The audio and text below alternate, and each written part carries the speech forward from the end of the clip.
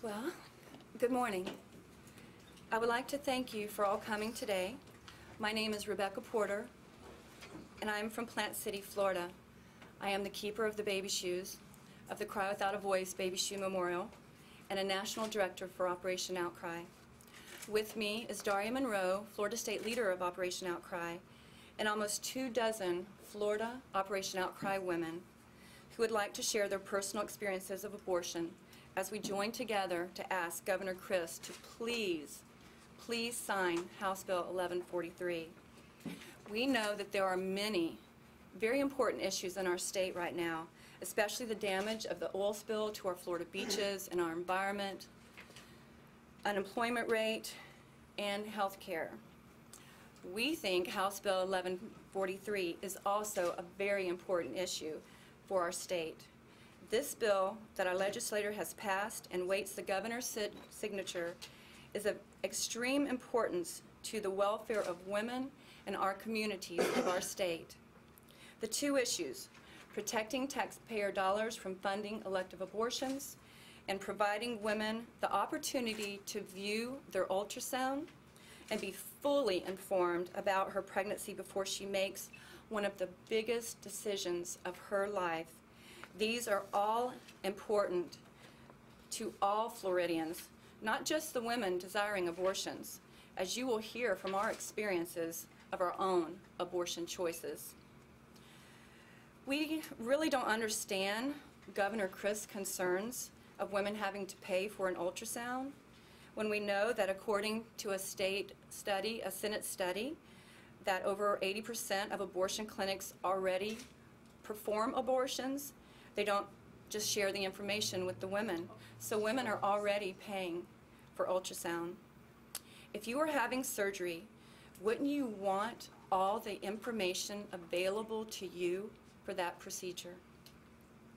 I would also like to share a little bit about the Cry Without a Voice Baby Shoe Memorial before we begin sharing.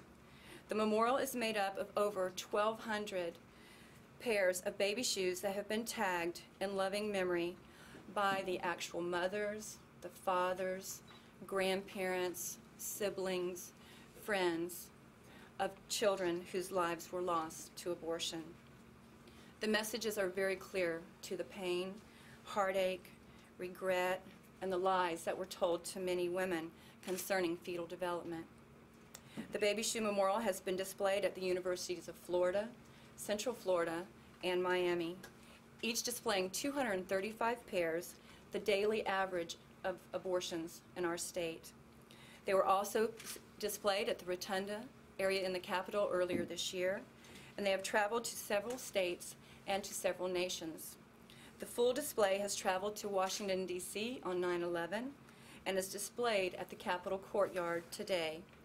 We will be reading some of the in loving memory tags in a moment as we share our stories. Hi, I'm Daria Monroe from Orlando. I am the Florida State leader of Operation Outcry. Operation Outcry is a ministry of the Justice Foundation. And what we're doing is, Operation Outcry is seeking to end the pain of abortion in America and throughout the world.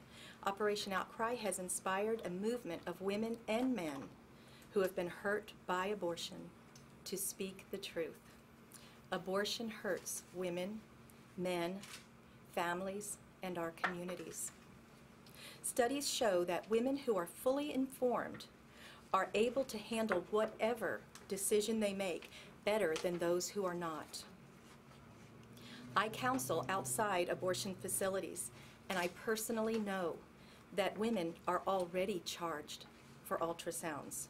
And if they change their mind about aborting, they are not given a refund for the ultrasound.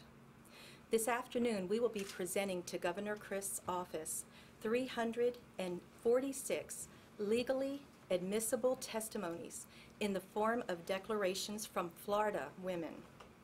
This is a small part of the more than 4,800 declarations collected from women around the nation. The 21 women you see standing before you today represents 35 babies lost to abortion. These women have been hurt by abortion, gone through abortion recovery groups, and have filed a declaration stating how abortion hurt them. They have traveled from various parts of our state to be with you today. Brandon, Daytona, Eustis, Largo, Lutz, Davie, Orlando, Ocala, Plant City, Leesburg, to share with Governor Christ the results of not being fully informed with the education that ultrasound provides. At this time, I invite you to hear the voices of experience. I'm going to start off just sharing an example of the Cry Without a Voice baby shoes. The first pair reads, James Eugene, aborted 1981, Lakeland, Florida. My James, in loving memory, you would have had a black curly hair with blue eyes and climbed every tree as a little boy. Please forgive me, I'm so sorry. Jamie Lynn, aborted Tampa, Florida. My Jamie Lynn, long golden hair and green eyes, a tall tomboy who would love to laugh. Forgive me, my precious girl. I'm so sorry. Your daddy wanted you. I wish I would have listened to him. I hurt him too. I'm so sorry. Love, Mom. Grace Lee, I see you and Kenny in my mind playing with Jesus in heaven. Please forgive me. I'm so sorry. I was so wrong and so self-centered. Love always, Mom.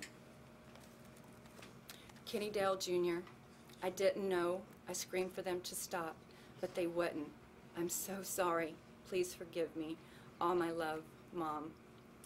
These baby shoes belong to my children. I had my first abortion when I was 21. I was told it was a blob of tissue. I went on then to have 2 additional abortions. I did not want to have the third one. I really wanted to place my child for adoption, but the father wouldn't sign the papers. I didn't know. I was never offered an ultrasound, never given an ultrasound, never shared about fetal development. When I was on the abortion table was when a nurse looked at what was coming out into the container, and she looked down and said, oh, look, twins. And I remember laying there just screaming, oh my God, what have I done? And screaming for them to stop. And they wouldn't, because they said because of the parts being left inside of me. So I believe that if I would have been offered an ultrasound for my first abortion, I would not have gone on and had multiple abortions.